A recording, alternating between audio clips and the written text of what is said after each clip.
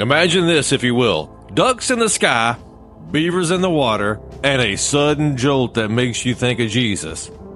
Sounds odd, right? But stick with me, and I promise this is all going to make sense. You see, some years ago, during duck season, you'd find me knee-deep in freezing water, camouflaged from head to toe, scanning the skies for those green heads. I was living my own man versus wild. Quite often, I would see beavers during my hunts. They were never really a problem. They were just scenic additions to my outdoor adventure until one fateful evening. It all took place at the end of my hunt. As the sun was setting, I was packing up my decoys and getting ready to head for the house. That's when I noticed a beaver swimming near me. Now, this was not unusual because they would often swim around, slapping the water with their tails, trying to scare me off. Until this time. Just as I was putting one of the decoys in my bag, I heard a large splash right behind me.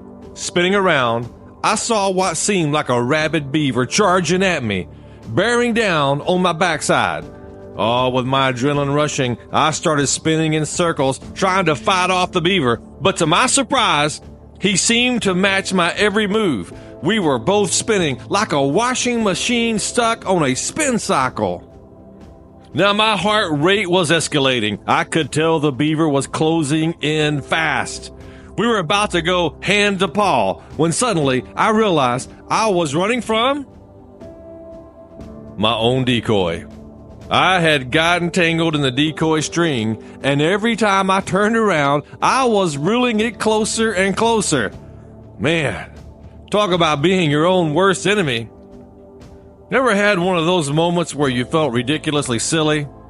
Yeah, me neither.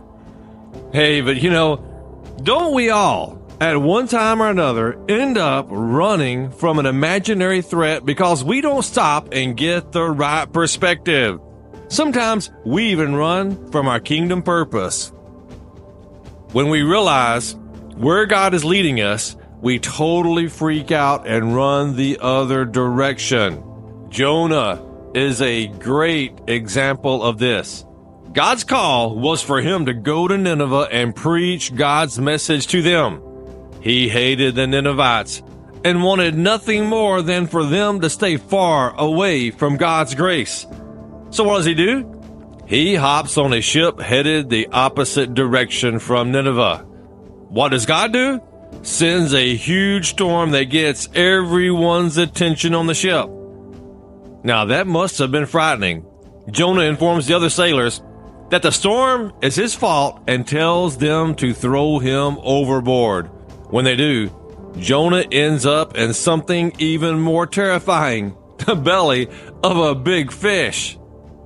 The point is that running from God's kingdom purpose for your life can land you in some pretty stinky situations.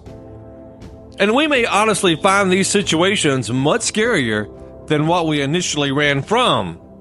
So the next time you feel the urge to pull a Jonah, take a deep breath, look again, and trust that God's kingdom purpose, as frightening as it may seem, it is the right direction for your life, because any other way you turn, you may be wrapping yourself in the cords of God's discipline. So as we consider my misadventure with an imaginary rabid beaver, let's not overlook the truth beneath the comedy. Our lives can often be like a spin dance with a duck decoy when we let fear and misunderstanding guide our decisions. We might feel like Jonah and want to jump on the first ship headed the opposite direction from God's calling, only to find ourselves in a bigger mess. Keep in mind that even when God's purpose seems overwhelming, it's because He wants to make sure you know He's doing the work through you. God will rarely call you to something you're capable of doing, and will often lead you to do something beyond your natural capability. So don't let fear chase you in a spin cycle. Slow down. Get perspective on who God is and how He is empowering everything. Trust His kingdom purpose and allow him to untangle any cords of confusion and fear. When you live under his kingdom rule, you're in the safest hands, and there's no risk of a beaver bite in sight. I'm glad you joined me today on this misadventure. Hey, look right over my right shoulder. See that duck right there on the dash? Man, there's ducks everywhere.